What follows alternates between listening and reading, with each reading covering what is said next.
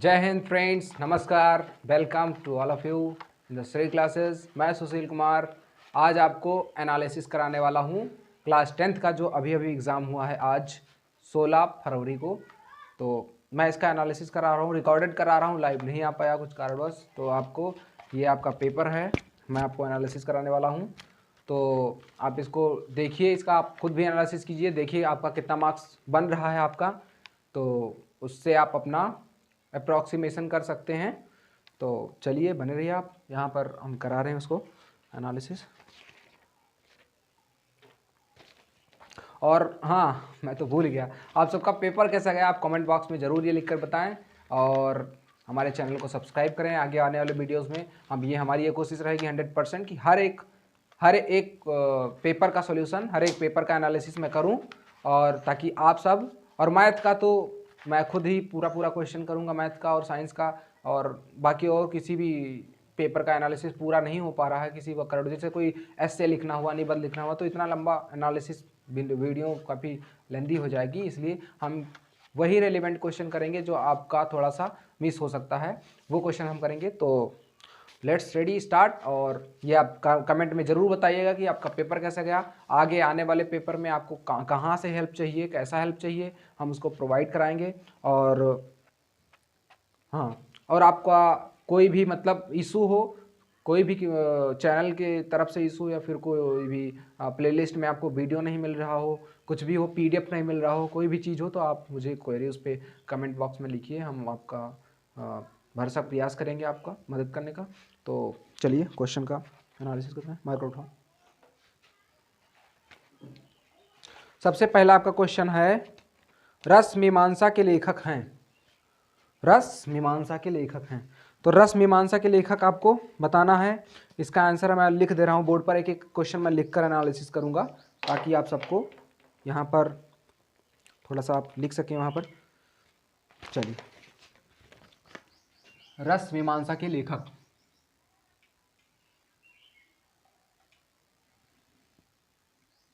सबसे पहला क्वेश्चन आपका, ये खंड आ है, ठीक, खंड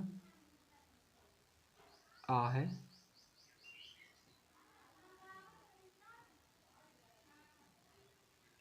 यानी सेक्शन ए है आपका।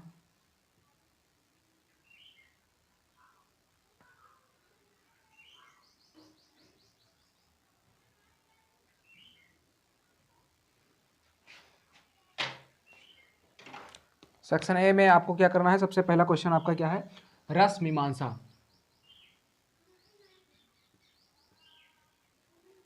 मीमांसा के लेखक का नाम।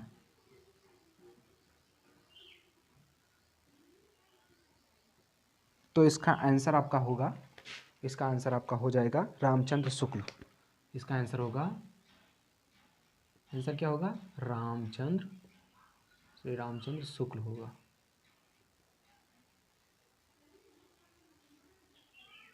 तो ये आप चेक कीजिए आपने कौन सा मार्क किया था आंसर। और नेक्स्ट क्वेश्चन है आपका, तितली कृति की विधा है। कृति की विधा है, यानी तितली कौन सी कृति की विधा है, यहाँ पर बताना है आपको। तो तितली है आपका, यहाँ पर 4 ऑप्शन दिया है, कहानी, जीवनी, उपन्यास और नाटक। तो इसमें आपका आंसर होगा, तितली का आंसर जो होगा वो आपका होगा उपन्यास होगा। तितली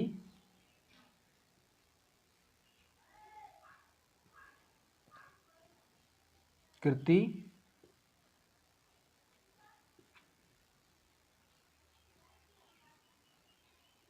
विधा है, तो इसका आंसर क्या होगा आपका, उपन्यास होगा। चारों ऑप्शन में से आपका आंसर क्या होगा, उपन्यास। यानी कि कौन सा कृत मतलब होता है किसके द्वारा रचा गया। तो तितली कौन सा कृति की विधा, यानी किसकी विधा है, तो ये कौन सा है, उपन्यास है। उपन्यास होता है आपका, जीवनी होता है, नाटक होता है। नाटक में आपको वहाँ पर आपका वो होता है, क्या नाम है, उसमें क्या कहते हैं, एक्टर उसका वो करता है ना रंगमंच पर। और कहानी को तो आप जानते हैं, कहानी कोई एक काल्पनिक होती है ना। और जीवनी किसी की बायोग्राफी होती है, किसी के जीवन से रिलेटेड होती है, उसको जीवनी बोलते हैं। उपन्यास भी होता है एक ऐसी टाइप का, निबंध की टाइप का, तो उपन्यास है ये आपका आंसर। तितली कौन सी विधा है, नेक्स्ट नंबर है आपका डॉक्टर राजेंद्र प्रसाद किसके लेखक हैं? तो गांधी के देन के, इंद्रजाल के, हिंदी साहित्य का इतिहास के, हिंदी साहित्य विमर्श के। तो इसमें गांधी के देन नहीं है, गांधी के देन के लेखक हैं, यानी गांधी के देन के एक ऐसा उनका एक लेखन था जिसका नाम था गांधी के देन। ठीक, गांधी की देन, तो उसका नाम क्या था? गांधी की देन। थर्ड नंबर क्वेश्चन क्या था आपका?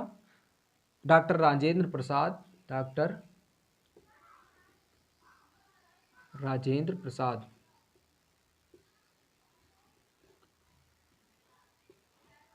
लेखक हैं, तो किसके लेखक हैं? नंबर फर्स्ट आंसर क्या होगा इसका?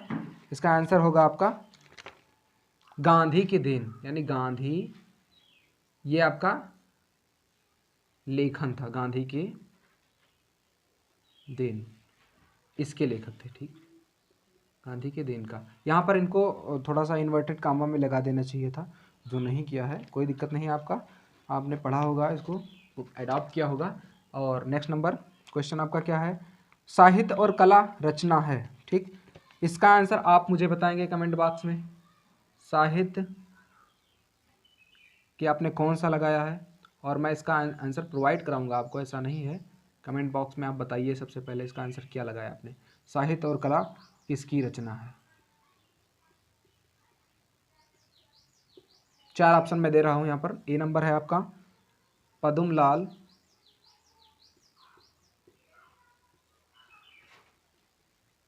पुन्नालाल बख्शी, और बी नंबर है आपका सुमित्रा नंदन पंत, और सी नंबर है आपका भगवत शरण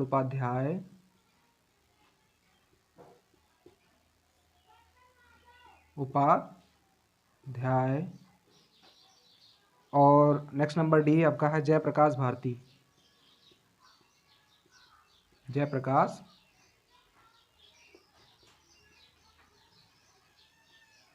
भारती। तो आपको ये बताना है कि किसकी रचना है। और नेक्स्ट नंबर 5 नंबर, इसको आपको करना है, यहाँ पर अपने मार्क कर दिया क्वेश्चन मार्क। और नेक्स्ट नंबर आपका है 6 नंबर रीतकालीन, रीतकालीन कवि हैं। तो रीतकालीन कवि कौन है? ये भी आपको क्वेश्चन मार्क करके दे रहे हैं, ये भी आपको बताना है। Kedar Bhatt, Kedar Bhatt, B number Padmakar, C number Jayasi, D number Krishnadas.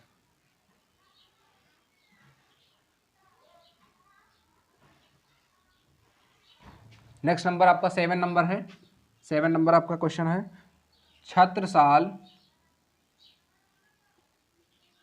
Chhatrasal दशक, छत्रसाल दशक के रचयिता का नाम।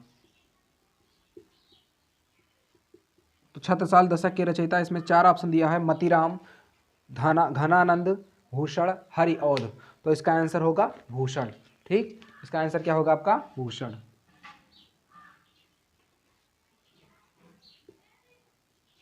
आंसर क्या हो जाएगा? भूषण। फिर नेक्स्ट नंबर क्वेश्चन है तार सप्तक के संपादक हैं, तार सप्तक के संपादक कौन है? नेक्स्ट नंबर क्वेश्चन, तार सप्तक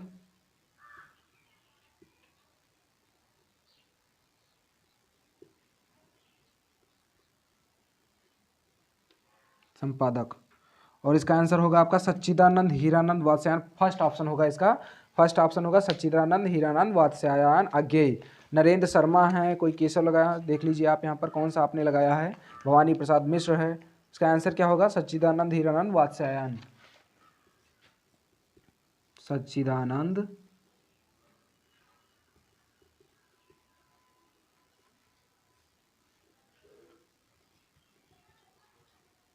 हीरानंद वात्स्यायन अज्ञेय, शॉर्ट फॉर्म में इनको क्या बोला गया है, अज्ञेय। फिर सुमित्रानंदन पंत की रचना है, इसको आपको लिखना है। सुमित्रानंद पंत की रचना कौन कौन सी है। इसमें अभी अब आप अभी तो बहुविकल्पीय चल रहा है, अभी हम बहुत सारे क्वेश्चंस को एनालिसिस भी करेंगे डिटेल में। अभी जो क्वेश्चन हमने देखा है, वैसे हमारा हिंदी सब्जेक्ट है नहीं तो थोड़ा हमने इसमें कम इंटरेस्ट लिया है, बाकी हमारा जो सब्जेक्ट है साइंस और मैथ्स, उसमें आप देखिएगा, उसमें डिटेल से अंडरस्टैंडिंग होगी। कुछ लंबा जाएगा वो वीडियो। सुमित्रानंदन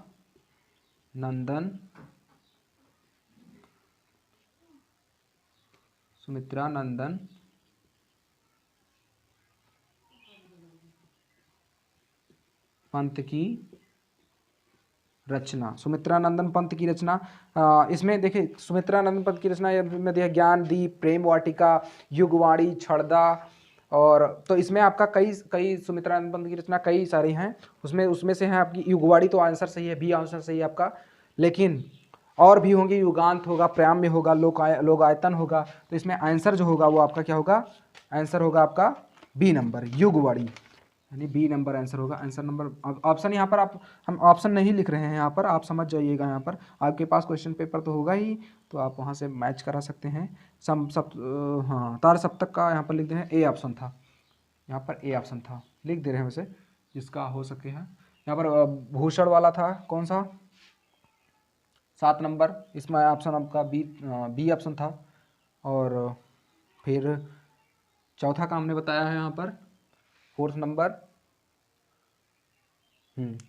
नहीं बताया, 5th नंबर नहीं बताया है, सॉरी 5th नंबर क्वेश्चन छोड़ दिया मैंने, क्या शुक्लोत्तर युग के लेखक, हाँ यहाँ पर 5th नंबर नोट कर लीजिए आप, नीचे छूट गया है, शुक्लोत्तर युग के, शुक्लोत्तर, 3 क्वेश्चन आपको करना है, ठीक, शुक्लोत्तर युग के लेखक, 4 ऑप्शन है इसमें भी। पहला नंबर है, ए नंबर कर लीजिए, ए नंबर है आपका कौन सा, राधाचरण गोस्वामी और Chatursen Shastri, Radhacharan Goswami. B number Daulat Ram, C number Chatursen Shastri, D number Dharamvir Bharti.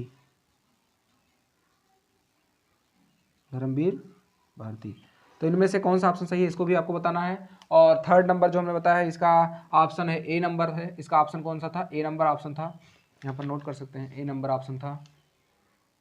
और जो पहले हमने दोनों क्वेश्चन कराए हैं आपका, वो कौन कौन सा था, इसमें बी नंबर और सी नंबर था, ये ऑप्शन आपका बी था और ये आपका सी था, ठीक। तो इसको आप मैच करिए, देखिए आपने कितना मार्क्स गेन किया अभी तक। तो नेक्स्ट क्वेश्चन, सुमित्रानंद पंत की रचना, इसका आंसर क्या है, हाँ युगवाणी, इसका आंसर जो है वो आपका क्या है, युगवाणी है,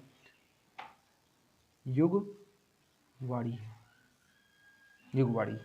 वैसे बहुत सारे रचनाएं होंगी उनकी, सुमित्रानंदन पंत की, वो हम लिखे दे रहे हैं यहाँ पर। आंसर तो है युगवाणी, उसका ऑप्शन आपका कौन सा है, C number, B number option है। और भी रचनाएं हैं, वो हैं आपकी, हाँ युगांत है, प्राम्य है, प्राम्य है, और प्राम्या, और है आपका उत्तरा, प्राम्या उत्तरा एक ही में है। लोकायतन है, सुमित्रानंद पंत की रचना लोकायतन है। स्वर्णधूल है, ठीक। तो ये है सुमित्रानंद पंत की रचनाएं। स्मृति की रेखाएं साहित्य की विधा है, तो स्मृति की रेखाएं साहित्य की कौन सी विधा है, यहाँ पर पूछना चाहिए, ठीक। इसने पूछा है स्मृति की रेखाएं साहित्य की विधा यानी कि कौन सी विधा है, स्मृति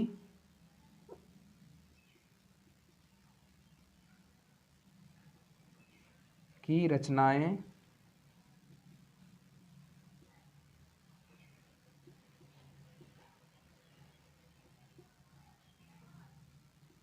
साहित्य की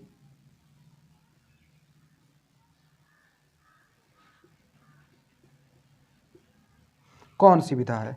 तो इसमें साहित्य की कौन सी हो, जीवनी दिया है, बताइए आप कौन सा होगा, आपने कौन सा लगाया है, पर मैच कराइए। जीवनी है, भेंटवार्ता है, संस्मरण है, नाटक है। तो इसमें इसमें आपका कौन सा ऑप्शन सही है, चेक कीजिए आप अपना। इसमें आपका ऑप्शन सही है वो सी नंबर ऑप्शन सही है, संस्मरण है। इसका आंसर क्या होगा? संस्मरण। यही आंसर हो जाएगा आपका संस्मरण, सी ऑप्शन सही हो जाएगा। स्मृति की रचना या संस्मरण की विधा है। और करुण रस का स्थायी भाव सबको पता होगा कि करुण रस का स्थायी भाव, ठीक। तो इसको आप एक बार नोट कर लीजिए, या टिक मारना हो, टिक मार्क करना हो तो कर सकते हैं। हम इसको इरेज कर रहे हैं अभी फिलहाल के लिए, तो पॉज करके आप नोट कर लीजिएगा।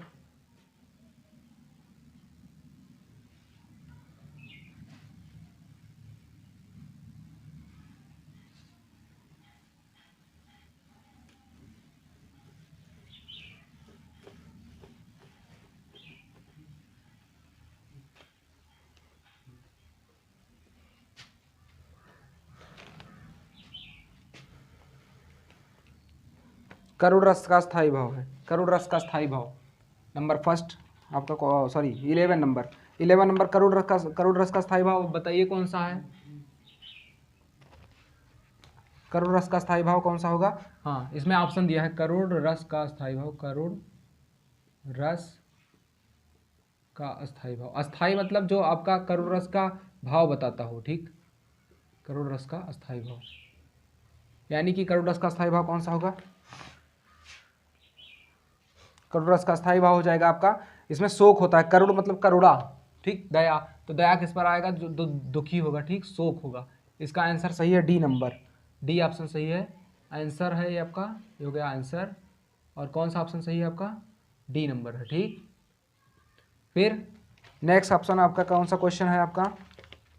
नेक्स्ट नंबर है पीपर पात सरिस मंडोला। ये आपने बहुत बार सुना होगा। ये कौन सा अलंकार है? तो ये आपका कौन सा है, कौन सा हाँ, तो चलिए आप एक बार ये क्वेश्चन भी टाइप कीजिएगा। वैसे मैं इसका आंसर बता दे रहा हूँ यहीं पर, लेकिन इसका आपने क्वेश्चन टाइप करना है कमेंट बॉक्स में। सरिस मन डोला, इसका अलंकार बताना। में कौन अलंकार, में अलंकार बताइए, ठीक। कौन सा अलंकार है, कौन सा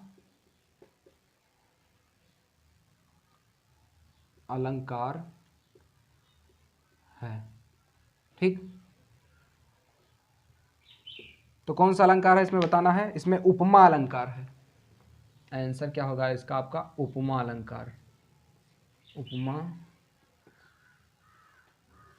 अलंकार। और इसका ऑप्शन सी है। चलिए आप लोग बताइए कौन सा होगा। उपमा अलंकार किसे कहते हैं? किसी एक वस्तु या व्यक्ति के दूसरे वस्तु या व्यक्ति के समान गुण धर्म को विशेषता बताई गई। अच्छा, किसी एक वस्तु या फिर दूसरे वस्तु की तुलना की जाए या समान गुण धर्म की विशेषता के बारे में अध्ययन किया जाए, उसी को उपमा अलंकार बोलेंगे। हाँ, उत्प्रेक्षा अलंकार कौन सा होता है? जहाँ उपमेय में अपमान का भेद हो, संभव किया जाए, संभावना की जाए। तो उपमा अलंकार क्या होगा आपका? पीपर पात सरिस मंडोला। इसका मतलब क्या होता है बताइए? पीपर पात सरिस मंडोला। चलिए आप इसको बताना है आपको, कौन सा आपने ऑप्शन लगाया है? उपमा अलंकार है यहाँ पर, कौन सा है? उपमा अलंकार, ठीक। तो एक ही गुणधर्म के दो वस्तुओं की जब तुलना की जाती है, उपमा। पीपर के पत्ते डोलते हैं, पीपर के जैसे पत्ते डोलते रहते हैं, वैसे मन भी डोलता रहता है, यही हुआ है। हाँ, कुछ हद तक सही है, लेकिन एग्जैक्ट आप बताइए। पीपर पात सरिस मंडोला मतलब आपको, जैसे पीपल के पत्ते ने आपने देखा होगा, उसकी टहनियाँ लंबी होती है, इस वजह से वो पीपल के पत्ते रात दिन हमेशा हवा चले या ना चले वो मतलब अपनी जगह से फिक्स नहीं रहते हैं। तो इस प्रकार से मन भी आपका रहता है, मन आपका चंचल होता है। जो मन होता है वो स्थिर नहीं रहता किसी एक जगह पे, तो इसलिए इसी चीज़ की तुलना की गई है। ये अलंकार ही क्या होता है आपका, इंग्लिश में इसको बोलते हैं आपको मेटाफर, सॉरी, ये इसमें आपका हो जाता है सिमिली, मेटाफर, ये जो होता है इसको बोलते हैं। तो यानी कि यहाँ पर जब एक ही चीज़ की तुलना की जाती है किसी सेम चीज़ से, ठीक, तुलना की जाती है, सॉरी, सेम विशेषता की तुलना किसी दूसरे वस्तु से की जाती है तो वो उपमा हो जाता है। तो यहाँ पर ये उपमा अलंकार हो गया। अब सुन केवट के बैन प्रेम लपेटे अटपटे बिरसे करुणा एन चितई जानकी लखन तनु। उपयुक्त पंक्तियों में छंद कौन सा है आपको बताना है, ठीक। सुन केवट के बैन प्रेम लपेटे अटपटे बिसरे करुणा एन चितई जानकी लखन तनु। तो इसमें आपको ये 13 नंबर क्वेश्चन आपको बताना है सॉल्व करके। सुनि केवट के बैन, सुनि केवट के बैन, प्रेम लपेटे अटपटे बिसरे। तो फ्रेंड्स यहाँ पर थोड़ा सा वीडियो पॉज हो गया था। सुनि केवट के बैन, प्रेम लपेटे अटपटे बिसरे करुणा एन चितई जानकी लखन तनु। इसमें कौन सा छंद है ये आपको बताना है। तो इसमें आपको 4 ऑप्शन दिया है, इसमें आपको बताना है, हमने छोड़ दिया है यहाँ पर, इसको बताना है। और अनुचर में उपसर्ग कौन सा है। अनुचर, अनुचर यानी चर में चलने वाला, और अनु में उपसर्ग जो होता है वो पहले लगता है, ठीक। प्रीफिक्स सफिक्स इंग्लिश में बोलते हैं। तो प्रीफिक्स कौन सा आपका उपसर्ग है, उपसर्ग अनु होगा, उपसर्ग क्या होगा आपका अनु होगा, ठीक। तो यहाँ पर आपको बताना है उपसर्ग कौन सा होगा। प्रत्यय के कितने प्रकार होते हैं, नेक्स्ट क्वेश्चन है आपका। तो प्रत्यय के 2 प्रकार होते हैं, इसका आंसर क्या होगा आपका फर्स्ट नंबर ऑप्शन है कौन सा, आंसर क्या होगा फर्स्ट नंबर होगा, ए नंबर होगा। 2 प्रकार के होते हैं, कौन कौन से होते हैं ये आप देख लीजिए। यहाँ पर हमने, यहाँ पर आपको बताना है कौन सा। कृत नंबर फर्स्ट, कृत प्रत्यय, कृत प्रत्यय, कृत सफिक्स, ठीक। कृत सफिक्स, सफिक्स जो बाद में लगता है, आपको पता है सफिक्स क्या होता है, बाद में लगता है। प्रत्यय, ठीक, प्रत्यय क्या होता है, बाद में लगता है किसी भी वर्ड के बाद में। अब 2 तरीके से कृत होता है एक, और उसको भी लिख दें तब एक्सप्लेन करें हम। कृत होता है, होता तद्धति, तद्धित, तद्धित प्रत्यय। तो कृत प्रत्यय में क्या होता है आपको, जब किसी भी, जब कृत से बने कोई भी कृत से जब कोई प्रत्यय बनता है, जैसे कि मान लीजिए आपका कोई धातु है, धातु में कोई वर्ड जुड़ गया, लास्ट में सफिक्स जुड़ गया, कोई वर्ड लास्ट में कोई धातु में, धातु क्या होता है, जैसे पढ़ना, पढ़, उठ, चल, ठीक। तो चल में ना जुड़ गया तो चलना हो गया। तो ना को हटा दिया जाए तो ये जो चल बचेगा ये क्या है, धातु है। तो धातु में जब कोई वर्ड जुड़ता है लास्ट में आपका, सॉरी हाँ, आपका जब सफिक्स जुड़ता है तब उसको क्या बोलते हैं, कृत, सॉरी हाँ, कृत प्रत्यय बोलते हैं, ठीक। जैसे उठना हो गया, पढ़ना हो गया। और ये क्या बताता है आपको, संज्ञा विशेषण शब्द बनाता है, संज्ञा विशेषण शब्द बनाता है। संज्ञा विशेषण शब्द उठना, बैठना, उठना ये क्या हो गया, संज्ञा हो गया, सॉरी हाँ, सोना, तो सोना एक क्रिया हो गया ना, तो संज्ञा विशेषण क्रिया शब्द बनाता है। लेकिन अगर एक तद्धित प्रत्यय की बात की जाए तो आपका क्या है, इसमें धातु के अतिरिक्त अन्य शब्दों में, जैसे संज्ञा सर्वनाम में जुड़कर कोई वर्ड बनाए। संज्ञा सर्वनाम मतलब संज्ञा आपको पता है, किसी व्यक्ति, वस्तु, स्थान के नाम को संज्ञा कहते हैं। और सर्वनाम जो संज्ञा के स्थान पर प्रयोग किया जाता है। और विशेषण जो आपका एडजेक्टिव है, यानी कि किसी की विशेषता बताए। तो जैसे मान लीजिए कि क्या है आपका सुंदर है, तो सुंदर क्या है, विशेषण है। तो सुंदरता, ता जोड़ दिया जाए तो क्या हो जाएगा, सुंदरता। तो सुंदरता क्या हो गया आपका, ता क्या हो गया, प्रीफिक्स हो गया, सॉरी सफिक्स हो गया, सफिक्स, सफिक्स मतलब उप प्रत्यय हो गया। और प्रत्यय कौन सा प्रत्यय है, तद्धित प्रत्यय है।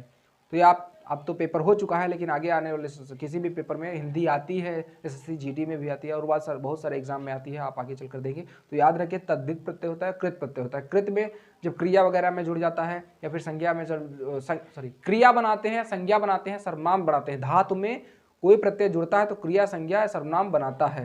लेकिन क्रिया, संज्ञा, सर्वनाम में अगर जुड़ जाए कोई भी प्रत्यय, लास्ट में कोई भी वर्ड, ता, ती, ने, ये सब जुड़ जाए, कुछ भी जुड़ जाए, तो वो क्या बनाए, एडजेक्टिव में जुड़कर कुछ अलग बनाएगा, उसको क्या बोलेंगे आपका, हाँ, वो आपका हो जाएगा तद्धित प्रत्यय हो जाएगा, ठीक। जैसे सुंदरता हो गया। और भारत है, भारत एक नाउन है ना, संज्ञा है। और वासी, भारतवासी, तो ये कौन सा होगा, तद्धित प्रत्यय होगा, ठीक। तो यहाँ पर लिख दे रहे हैं आपका कौन सा होगा, कृत प्रत्यय। और कृत प्रत्यय क्या होगा आपका, जब किसी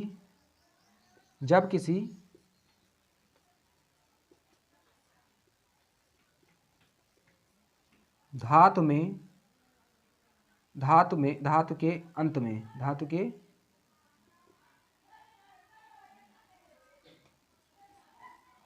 अंत में कोई भी शब्द जुड़ता है तो वह क्या कहलाता है आपका, कृदंत, ठीक है। इसको कृदंत बोलते हैं, कृदंत, कृदंत, याद रखिए कृदंत कहलाता है। ठीक, जैसे एग्जाम्पल, जैसे क्या होगा, उठना, उठ प्लस ना, क्या हो गया आपका, उठना हो गया। ठीक, तो उठना, उठ क्या है आपका, धातु है। पढ़ना, पढ़ना क्या हो गया, पढ़ना हो गया। तो पढ़ क्या है, धातु है, और पढ़ना क्या है आपका, उठ क्या हो गया, धातु। गो एनीवेयर एल्स, धातु है। ठीक, ये धातु है, और ये इसको क्या बोलते हैं, कृदंत बोलते हैं। इसको नोट कीजिए आप, कृदंत बोलते हैं। ठीक, कृदंत बोलते हैं। और पढ़, पढ़ भी धातु है, धातु में जुड़कर बने इसके क्या बोलेंगे, ये सब कौन से हैं, ये सब इसके पार्ट हैं। ठीक, इसको आप ध्यान से देखिए। ठीक, और तद्धित प्रत्यय क्या होगा, तद्धित प्रत्यय हम ऊपर बता दे रहे हैं आपको। ठीक, तद्धित प्रत्यय क्या होगा, इसमें जब किसी भी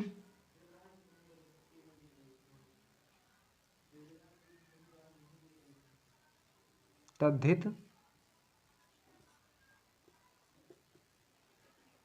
प्रत्यय, जब किसी संज्ञा, सर्वनाम या विशेषण में कोई शब्द अंत में जुड़ता है तो वह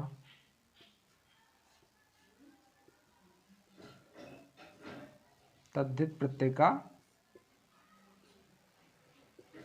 निर्माण करता है। ठीक, निर्माण करता है तद्धित प्रत्यय। जैसे एग्जाम्पल में बता दे रहे हैं आपको, एग्जाम्पल क्या होगा, भारत, भारत क्या है, संज्ञा है, भारत क्या है, संज्ञा, और भारत में जुड़ा वासी, तो क्या हो गया, भारत वासी। ठीक, भारत वासी। ठीक, और आपका है, मान लीजिए कोई भी वर्ड है, सुंदर, सुंदर क्या हो गया, विशेषण हो गया। सुंदर क्या है, ये क्या है, संज्ञा है, और सुंदर क्या है, विशेषण है। तो विशेषण में जुड़ा ता, तो क्या होगा, सुंदरता।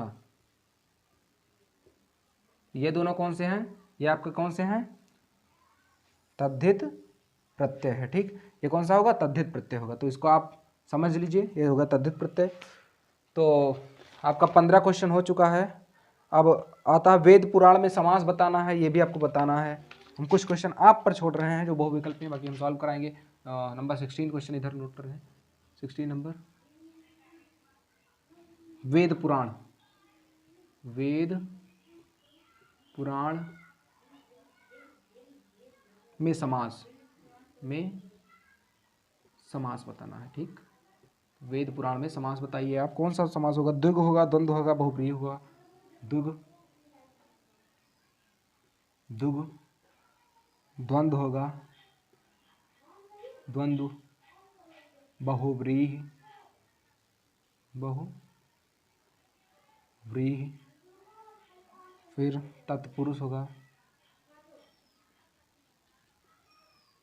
इन चारों में से आपको बताना A B C D। ठीक, चारों ऑप्शन में से बताना है आपको। प्रमोद शब्द का तत्सम कौन सा होगा, 17 नंबर, प्रमोद शब्द का तत्सम। तो प्रमोद शब्द का तत्सम का होगा, प्रमोद होगा, क्या होगा, प्रमोद। प्रमोद है, प्रमोद होगा, इसका आंसर क्या होगा, प्रमोद। इसका ऑप्शन नंबर कौन सा सही होगा, आंसर ऑप्शन नंबर सही होगा C नंबर। ठीक, ये हो गया प्रमोद। और नेक्स्ट क्वेश्चन पर मूव ऑन करते हैं। हम थोड़ा सा जल्दी सॉल्व करा दें वरना वीडियो काफ़ी लंबी हो जाएगी तो आप लोग बोर होने लगेंगे। इत्यादि में संधि है, इत्यादि में कौन सी संधि है, इत्यादि। तो नेक्स्ट नंबर क्वेश्चन है आपका क्या, 18 नंबर, इत्यादि में संधि है। इत्यादि में कौन सा, देखो यड़, इसमें क्या, इसमें ऑप्शन का कौन सा दिया है, यड़ संधि, वृद्ध संधि, गुण संधि, जसत्तु संधि। वैसे हम संधि को किसी दूसरी वीडियो में एक्सप्लेन कर देंगे, वैसे हमारा टॉपिक है ही नहीं हिंदी, लेकिन मैं एक्सप्लेन कर रहा हूँ आप लोगों की थोड़ी सुटेबलनेस के लिए। तो वैसे क्या कर रहा है आपको संधि मैं बता दे रहा हूँ, जो ऑप्शन सही है उसी को मैं एक्सप्लेन करूँगा। यड़ संधि, वृद्धि संधि भी होती है इसमें, जब छोटा आ बड़ा आ में मैं मौखिक रूप से इसको आपको एक्सप्लेन कर रहा हूँ। यड़ संधि वृद्धि संधि जो होती है, जब किसी छोटा आ बड़ा आ या छोटी ई में मिलकर छोटा आ छोटी ई छोटा ऊ मिलकर कुछ ऐसे जैसे बनता है, वो आपका बड़ा की मात्रा वाला वर्ड जुड़ जाता है, बन जाता है, तो आपका क्या हो जाएगा, वो वृद्ध संधि हो जाएगी। और गुण संधि क्या होता है, इसमें जब दो वर्ड मिलकर एक, जैसे ई और या मिलकर ई और ऊ मिलकर बड़ा ऊ का निर्माण कर देंगे, तो उसी प्रकार से गुण संधि हो जाएगा। यड़ संधि क्या होगा, यड़ संधि आपका होगा जब आपका कुछ वर्ड, लिमिटेड वर्ड मिलकर या का निर्माण कर दें और वा का निर्माण कर दें, तो वो होगा आपका यड़ संधि होगा। ठीक, एक मिनट हम बता रहे हैं आपको।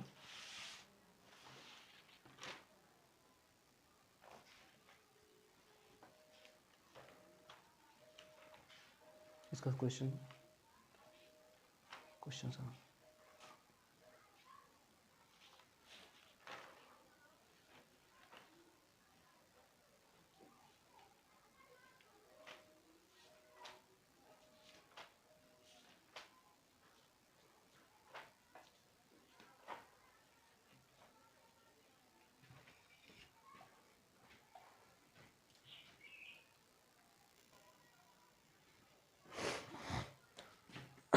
थोड़ी सी टेक्निकल इशू हो जाती है कोई, ये आपका क्या होगा, हाँ पेपर,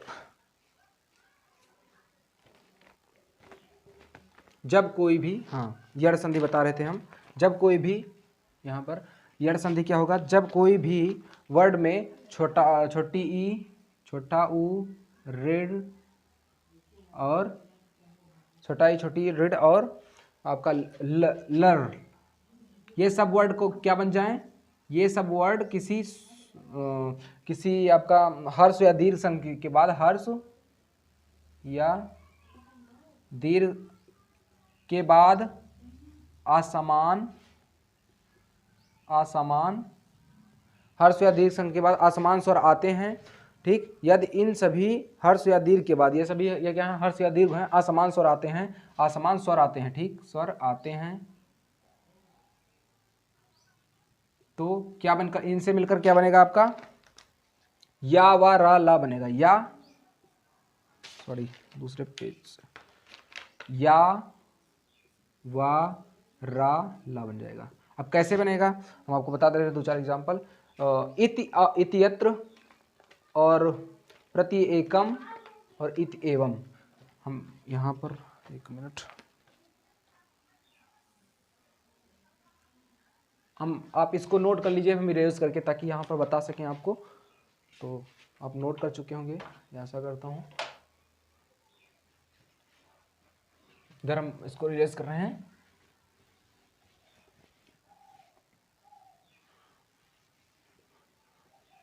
ठीक, यार अलावा कैसे होगा, अब जैसे एक एग्जांपल है इत्यत्र,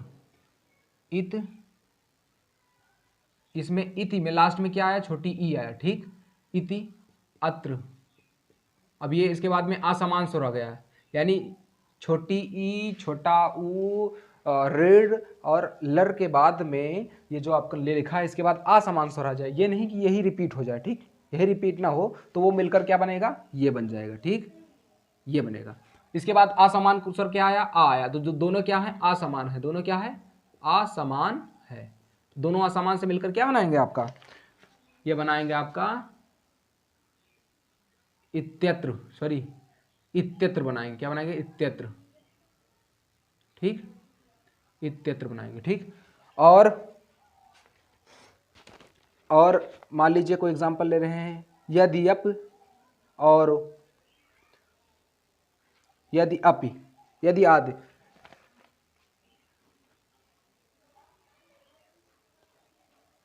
इति एवं ले लीजिए, एवं वाला, इति एवं प्रति एकम, इति एवं, इत एवं, तो इसमें छोटी ई आया, फिर क्या आ गया, ए आ गया, तो दोनों क्या है, असमान स्वर है ना, असमान है, तो मिलकर क्या बनाएंगे आपका इत्येवम, इत्येवम।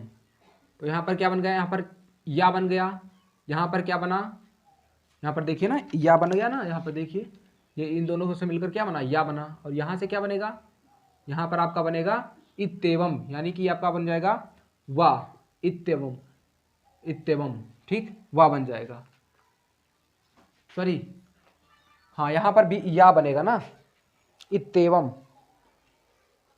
ई का या बन जाएगा, छोटी ई का या बनेगा, वाह तो इसमें था ही पहले से, या बनेगा, ठीक। और एक एग्जांपल और ले रहा हूं मैं, इसमें अभिउंतर, अभि प्लस उंतर, तो इसमें क्या है छोटी ई है और इसमें उंतर में छोटा ऊ है, ये दोनों मिलकर क्या बनाएंगे, छोटी ई का हमेशा क्या बनेगा या, तो अभ्यंतर, अभ्यंतर, अभ्यंतर, ठीक, तो क्या बन जाएगा या बन जाएगा, ठीक। तो यह हो गया आपका इसका एग्जांपल। एक मनु अंतर ले लीजिए, छोटा ऊ का ले लीजिए, मनु अंतर, मनु अंतर। अब ये इसमें क्या है, छोटा ऊ है और इसमें छोटा आ है, दोनों क्या है असमान है, दोनों क्या है बताया नहीं एग्जाम, यहाँ पर आपका ये देखिए यहाँ पर असमान होना चाहिए, के बाद असमान आते हैं, स्वर आते हैं, तो ये मिलकर क्या बनाएंगे, अब ये छोटा ऊ आया है, यहाँ पर क्या है छोटा ऊ, तो छोटा ऊ मिलकर क्या बनाएगा मनु अंतर, यानी मनुंतर, क्या बनाएगा मनुंतर, सॉरी मनुंतर, यानी छोटा ऊ को क्या बनाएगा मनुअंतर, सॉरी मनुअंतर, ठीक, वाह बना दिया, क्या बनाया वाह बनाया, ठीक। तो यह हो गया आपका छोटा ऊ और वाह वाला। और एक एग्जांपल अभी लेना है आपको,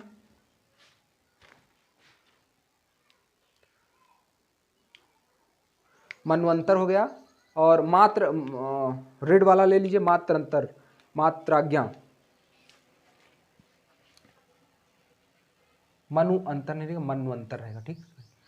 अब एक एग्जांपल और ले लीजिए आप, यहाँ पर मात्र प्लस आज्ञा, तो इसमें क्या आ गया त्रा, र, ऋड आ गया ना, ऋड वाला, और इसमें बड़ा आ गया, दोनों ही स्वर हैं, दोनों ही स्वर हैं लेकिन असमान है, तो मिलकर क्या बनाएंगे यहाँ पर मात्राज्ञा, मात्राज्ञा, ठीक, ऐसा नहीं रहेगा सॉरी, मात्राज्ञा।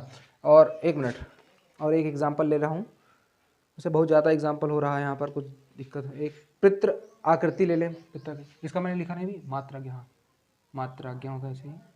और एक एग्जांपल और ले लीजिए आप, पितृ आकृति, पितृ आकृति, तो क्या हो जाएगा इसका पित्राकृति, इसमें क्या बन गया त्रा का रा बन गया, मात्रा रा, मात्रा, उच्चारण करिए आप। पितृ में इसमें क्या है लरा है, और इसमें बड़ा आ गया, तो यानी दोनों क्या है स्वर हैं, और असमान है, तो मिलकर क्या बनाएंगे ला बनाएंगे, है ना, इसमें क्या बनाएंगे ला बनाएंगे ना, पित्राकृति है ना, पित्राकृति हो जाएगा, ऋड का रा बन जाएगा, सॉरी पितृ है ना, पितृ, लर वाला ले आते हम, एक मिनट इसको मिटा दे रहे हैं, बार बार एग्जांपल सेम नहीं लेना आपको, ये एग्जांपल डिफरेंट है, ये डिफरेंट है, और ये तीनों डिफरेंट है, ये तीनों डिफरेंट है। अब चौथा एग्जांपल ये वाला लेना है, लर वाला, ठीक, नीचे ला के नीचे रा वाला, लर आदेश, जैसे लर, लर प्लस आदेश, ठीक, तो इसमें क्या आ गया है, इसमें क्या आ रहा है आपका लर वाला आ रहा है सीधा सीधा, और इसमें बड़ा आ रहा है, दोनों से क्या है स्वर है लेकिन क्या है असमान है, ठीक, असमान है, तो क्या बनाएंगे ला बनाएंगे, क्या बनाएंगे ला, यानी लादेश बनाएंगे, क्या बनाएंगे लादेश, ठीक, ये ला बना दिया, ठीक। तो ये हो गया आपका संधि, ठीक, लादेशा बनाएंगे, लादेशा, हाइफन लग जाएगा किनारे आपका, लरादेशा यहाँ पर था ही पहले से, लरादेशा, लर आदेशा, तो लादेशा बना देंगे, ठीक। तो ये हो गया आपका संधि। वैसे तो कोई यहाँ पर आपको फलेन शब्द का वचन एवं विभक्ति क्या है ये भी आपको देखना है, इसमें आपका हम जल्दी जल्दी करा दे रहे हैं वरना आपका वीडियो लॉन्ग चली जाएगी।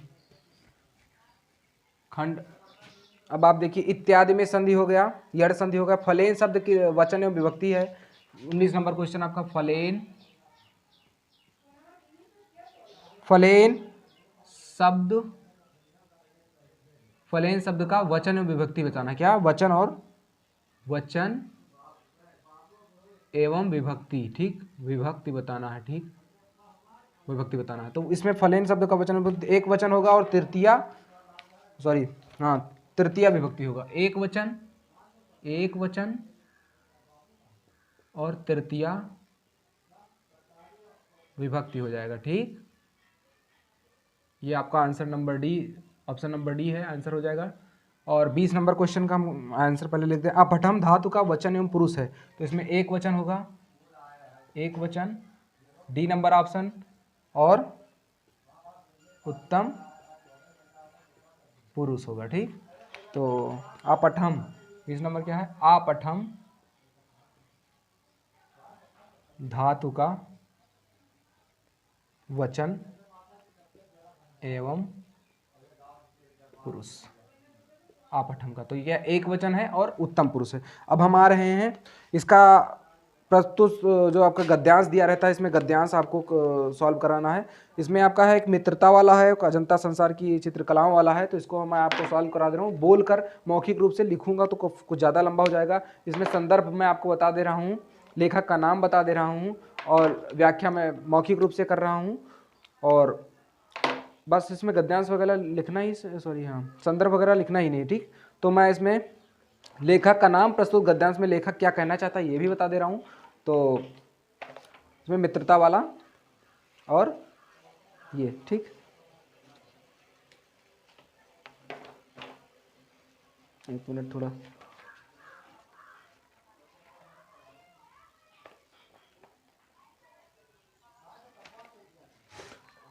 और मैं आपको ये बता दे रहा हूँ कि आप हर एक वीडियो में बने रहिए। थोड़ा सा हिंदी हमारा सब्जेक्ट नहीं, तो इसमें थोड़ा सा मुझे टाइम लग रहा है। बाकी आप सबको सारा का सारा एनालिसिस यहाँ पर मिलेगा, आप यहाँ पर एनालाइज करिए, आप अपना देखिए। इसमें लिखा है, आपका पेपर है, मित्रता के लिए आवश्यक नहीं है कि दो मित्र एक ही प्रकार के कार्य करते हों, एक ही रुचि के हों, ठीक। तो ये इसका उदाहरण नहीं है, ठीक। मतलब इसका मतलब ये नहीं है कि मित्र, आपको व्याख्या बताना है। तो इसमें पहला ऑप्शन क्या है, प्रस्तुत अवतरण के लेखक का नाम लिखिए, ठीक। और क्या करना है आपका, व्याख्या करना है, प्रस्तुत गद्यांश में लेखक क्या कहना चाहता है ये बताना है, ठीक। तो इसमें मैं सबसे पहले आपको व्याख्या बता दे रहा हूँ। शुक्ल जी, ठीक, इसमें आपका क्या है व्याख्या, हाँ, पहले क्या है, मित्रता के लिए आवश्यक नहीं कि दो मित्र एक ही प्रकार के कार्य करते हों, एक ही रुचि के हों। तो इसका मतलब क्या होगा, शुक्ल जी, ये शुक्ल जी का लेखक है, ठीक है, इसमें शुक्ल जी का लेखक है, ठीक है। और एक मिनट, इसमें कौन सा, हाँ, ये आपका चैप्टर नंबर शायद 3rd से लिया गया है, नहीं 3rd से नहीं लिया गया है ये। इसमें आचार्य रामचंद्र जी शुक्ल जी की रचना है। इसमें लिख दे रहा हूँ मैं, आपका लिखा दे रहा हूँ, खंड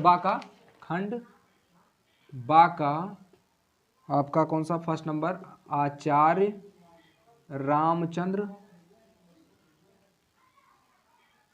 शुक्ल जी की ये रचना है, ठीक।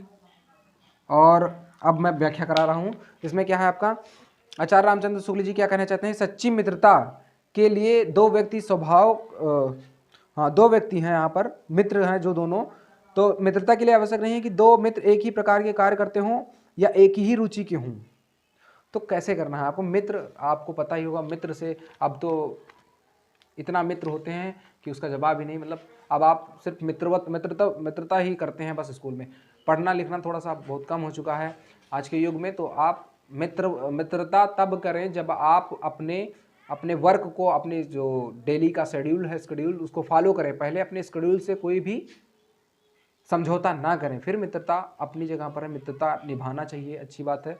मित्रता के लिए आपको अपने मित्र पर भरोसा रखना चाहिए, और किसी के साथ कोई ऐसा काम नहीं करना चाहिए जिससे भरोसा उठे। तो मित्रता, मैं अभी व्याख्या शुरू करने जा रहा हूँ, वो तो मैं अपनी तरफ से बता रहा था। मित्रता के लिए यह आवश्यक नहीं कि दो मित्र एक ही प्रकार के कार्य करते हों, एक ही रुचि के हों। इसी प्रकार प्रकृति और आचरण की भी असमानता रहती है, समानता भी आवश्यक नहीं है, ठीक। प्रकृति की भी असमानता हो सकता है। दो भिन्न प्रकृति के मनुष्य में बराबर प्रीति और मित्रता रही है। तो इतना जितना अंडरलाइन था इतना ही आपको बता रहा हूँ, जितना उतना ही व्याख्या करना था। तो शुक्ल जी कहते हैं कि सच्ची मित्रता के लिए दो व्यक्ति स्वभाव का एक समान हो कोई जरूरी नहीं है और महत्व नहीं रखता है, ठीक, कोई जरूरी नहीं रखता, ठीक। अब यदि इसी प्रकार से इसमें महत्व तो इस बात को देना चाहिए कि एक दूसरे की कितनी सहानुभूति रखते हैं। जैसे कोई भी मित्र है आपका, कितने एक दूसरे के प्रति सहानुभूति हैं, उन्हीं चीज़ों की तुलना, मित्रता की तुलना आपकी की गई है किससे? आपका प्रकृति, नेचर से किया गया है। तो नेचर से इस प्रकार किया गया कि जैसा वह समझते हैं कि जो विपरीत स्वभाव होने पर भी उनकी मित्रता सच्ची सिद्ध होती है, यदि वह ऐसा नहीं समझते, समान स्वभाव का होने पर भी मित्रता निभ सकती। या मतलब राम लक्ष्मण एवं कर्ण दुर्योधन के दृष्टांत इस तथ्य के उदाहरण हैं। यानी कि यदि वह एक दूसरे के प्रति सहानुभूति रखते हैं, यानी कि धैर्य वाला संवेदना रखते हैं एक दूसरे के साथ, तो वो मित्रता ज़्यादा लंबा बरकरार रहेगी। और फिर उसके बाद है शांत स्वभाव के जो लक्ष्मण जी होते तो वो उग्र और उत्तेजित स्वभाव वाले थे, ठीक। श्री राम जी आपके शांत स्वभाव के थे। तो ये क्या नाम है, दोनों लोग कितने सामंजस्य बिठाकर, आप दोनों भाइयों में कितना प्रेम था, बट दोनों का स्वभाव अलग था। तो स्वभाव अलग होने के कारण भी दोनों लोग भी क्या है, एक दूसरे के प्रति कितना प्रेम भाव रखते थे, इसी चीज़ की बात की गई है यहाँ पर। तो फिर आपका क्या है, इसी प्रकार प्रकृति और आचरण की समानता भी आवश्यक नहीं है। प्रकृति और आचरण की समानता आवश्यक नहीं है। प्रकृति आपका देखिए मौसम बदलता रहता है, कभी बरसात है, कभी सुनामी आ जाती है, कभी कहीं तूफान आ जाता है, कभी भूकंप आ जाता है। तो डिफरेंट टाइम पर डिफरेंट वेदर की आपकी आगमन होती है। दो भिन्न प्रकृति की मनुष्यों में भी बराबर प्रीत और मित्रता रही है। अब जैसे आपने देखे ही कि श्री राम जी महाराज जी और श्री लक्ष्मण जी, इन दोनों के बीच भिन्न प्रकार के गुण थे, विशेषण इनके की जाए, विशेषता की जाए तो दोनों को अलग अलग थे, बट दोनों लोग क्या थे, एक दूसरे के प्रति बिल्कुल सामंजस्य वाला व्यवहार रखते थे। तो ये हो गया आपका व्याख्या। और यही कहना चाहता है लेखक कि दोनों में कोई जरूरी नहीं है कि लेखक क्या कहना चाहता है, आचार्य रामचंद्र शुक्ल जी क्या कहना चाहते हैं कि आपका लेखक के अनुसार ये है कि कोई जरूरी नहीं है कि समान स्वभाव के मनुष्य के बीच में जो है मित्रता बरकरार ही रहे, और ये भी जरूरी नहीं है कि किसी विपरीत स्वभाव के मनुष्य के बीच मित्रता बने ही ना। इसका मतलब ये हुआ कि विपरीत स्वभाव के हैं फिर भी उनका जो मित्रता है उनकी वो बरकरार रह सकती है, उनके बीच सामंजस्य रह सकता है, उनके बीच सहानुभूति अगर बनी है तो वो काफ़ी लंबे समय तक एक दूसरे के साथ संवादित रह सकते हैं। लेकिन अगर समान स्वभाव के होकर भी वो एक दूसरे के साथ लंबे समय तक अपने रिश्ते को कायम नहीं बनाकर रह सकते हैं। अजंता वाला आप कर लीजिएगा, एक बार देख लीजिएगा। फिर यहाँ पर मैं आपको कराने जा रहा हूँ, कुछ इंपॉर्टेंट कराने जा रहा हूँ, बाकी आप थोड़ा सा आप बुक से देख लीजिएगा। तो इसमें क्योंकि लंबा होता जा रहा है ये भी सेशन, तो इसमें है आपका वाराणसी सुविख्यात प्राचीन नगरी, और इसमें इसका मैं एनालिसिस करा दे रहा हूँ, ठीक। आपका इसमें पूछा है, इसमें क्या है, संदर्भ सहित गद्यांश का संदर्भ सहित व्याख्या कीजिए, ठीक। तो संदर्भ सहित इसका व्याख्या मैं बता दे रहा हूँ आपका मौखिक रूप से, ठीक। हाँ, प्रस्तुत गद्यांश हमारे, ऐसे आपको लिखना है, मैं संदर्भ लिख दे रहा हूँ, वाराणसी वाला लिख दे रहा हूँ, ठीक। कहाँ गया, क्वेश्चन नंबर 3, ठीक। प्रस्तुत गद्यांश हमारी पाठ्य पुस्तक हिंदी के, अब हिंदी आपको डार्क करना था, ठीक, हिंदी ब्लैक से, हिंदी के संस्कृत खंड के वाराणसी वाले चैप्टर का था ना, हमने भी जब पढ़ा था, तो ये वाराणसी चैप्टर अब भी है इसमें। वाराणसी अध्याय से उद्धृत है, उद्धृत मतलब यहाँ पर वर्णित है, उद्धृत है, ठीक, ठीक। तो ये हो गया आपका। अब इसमें मैं व्याख्या करा दे रहा हूँ, ये हो गया गद्यांश आपका, ठीक। संदर्भ होगा, सॉरी, संदर्भ। अब मैं व्याख्या कर रहा हूँ। वाराणसी सुविख्याता प्राचीन नगरी, वाराणसी एक सुविख्यात यानी कि बहुत ज़्यादा, ये आपकी क्या है, जाने माने वाराणसी एक अच्छा जगह है, वो नगर एक ऐसा है कि जो बहुत ज़्यादा विख्यात, मतलब बहुत ज़्यादा फेमस है, ठीक। यम विमल सलिल तरंगायाम गंगाया कूले स्थिता, इयम विमल सलिल तरंगाया गंगाया कूले स्थिता, यानी कि इनकी जो विमल, विमल मतलब कोमल, सुंदर, सरिल मतलब बिल्कुल सरलता रूप से जो बह रही है इनकी गंगा की तरंगे जो हैं वो ये कहाँ स्थित है? गंगा के सलिल यानी निर्मल बहने वाली गंगा के तट पर स्थित है। कूले स्थिता, कूले मतलब तट पर स्थित है। अस्या घट्टानाम विलयाकृति पंक्तिहा धवलायाम चंद्रिकायाम बहुराजते। इसका मतलब ये हुआ आपका कि ये आपकी आज भी वहाँ संस्कृत वाणी का धारा निरंतर, संस्कृत वाणी का धारा जो है वो निरंतर आपका, हाँ एक मिनट,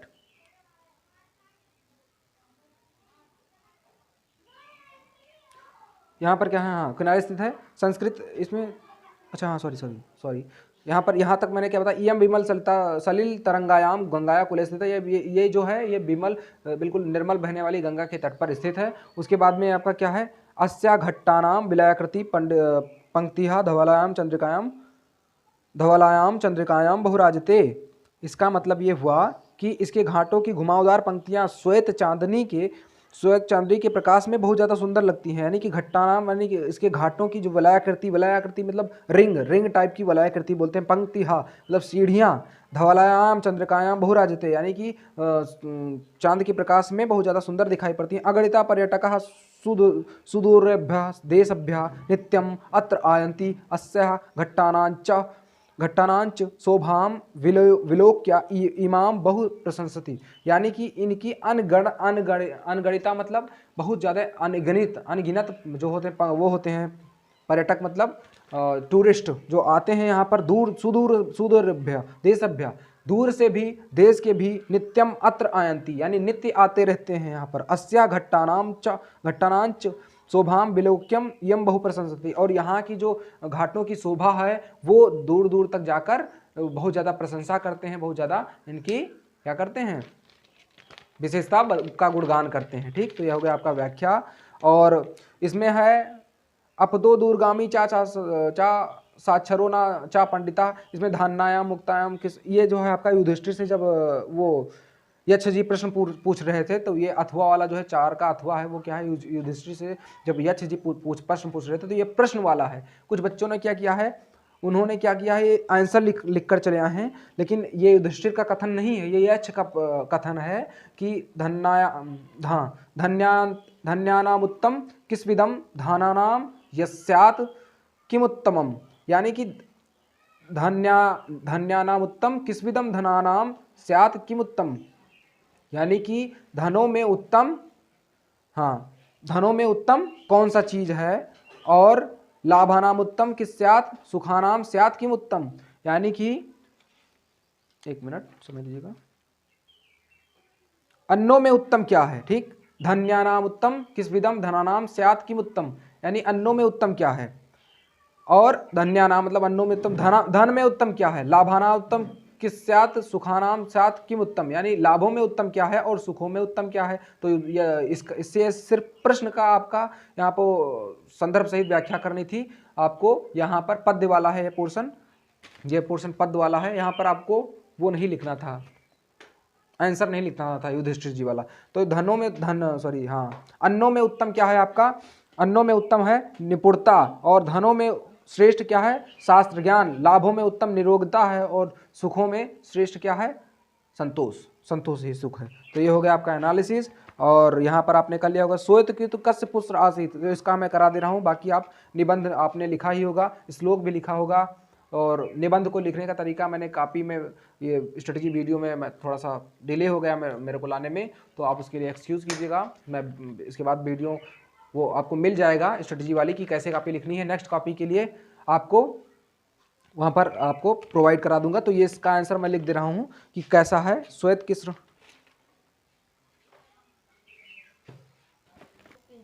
तो फ्रेंड्स यहाँ पर आपका श्वेत, मैंने क्वेश्चन लिख लिया है जल्दी, कि श्वेत केतु कस्य पुत्र आसीत। तो श्वेत के इसमें क्या था आंसर, श्वेत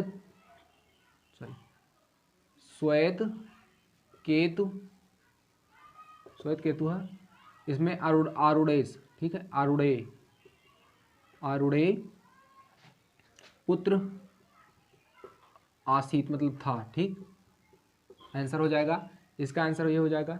विश्वस्य स्पष्टा कः, तो क्या है विश्वस्य स्पष्टा क्या, तो इसमें होगा विश्वस्य सृष्टा सृष्टा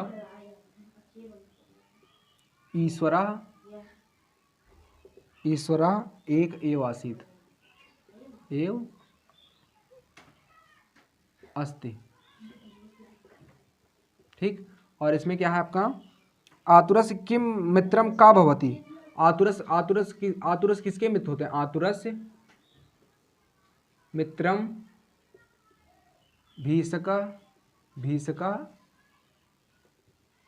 भवति। ठीक, भीषका भवति। और चंद्रशेखर स्वपितु किम नामम, यानी इनके पिता का नाम क्या था, चंद्रशेखर स्वपितु, स्वतंत्र नाम था। ठीक है, स्वतंत्र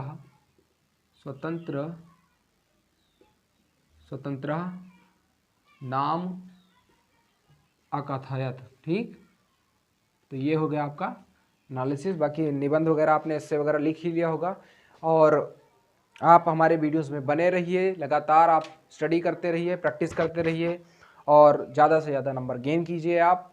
और अभी बहुत सारे क्लासेस का मैं एनालिसिस लेने वाला हूँ, जिसको आप कंसिस्टेंटली देखिए।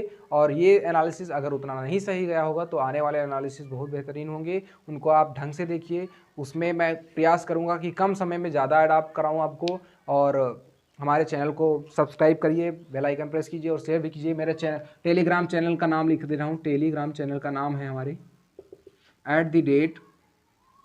@श्री क्लासेस श्री, ये सब कैपिटल रहेगा, आप इससे जुड़ सकते हैं।